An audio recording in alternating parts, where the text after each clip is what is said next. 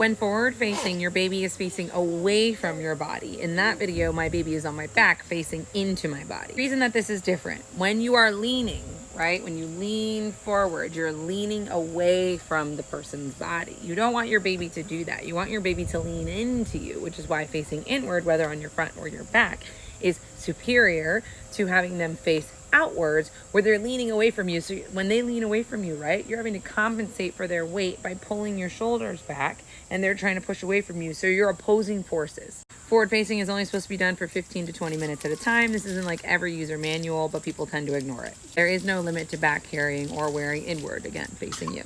Your baby cannot be asleep while forward facing. It's again, same thing, they're leaning away. So instead of resting their head on your body nicely, they are resting their head down here and they're going chin to chest, which is how you cause positional asphyxiation, which is a long way of saying essentially they suffocate.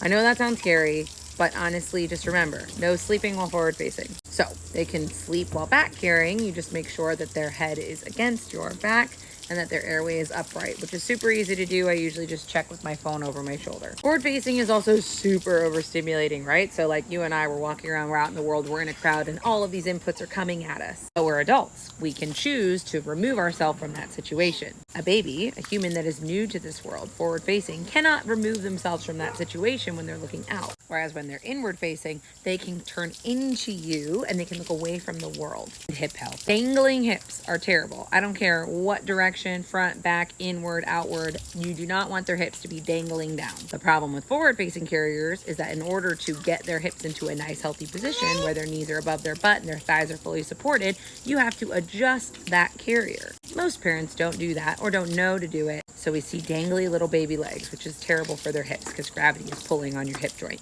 Lastly, cues. Your baby is learning from you. So when something happens, they look at your facial reactions. Your child trusts you and turns to you to learn. But if your baby is outward facing, then they're not able to see your reactions to certain social situations. This isn't unsafe. It's just something else which makes forward facing less than ideal. Also, we do find that it's easier to respond to your baby's cues when they're inward facing, right? So if I'm wearing my baby on the front and she wants to nurse, I can respond to that cue much faster than if she were forward facing. It's for all these reasons that we don't forward face, and our carriers are not designed to forward face either.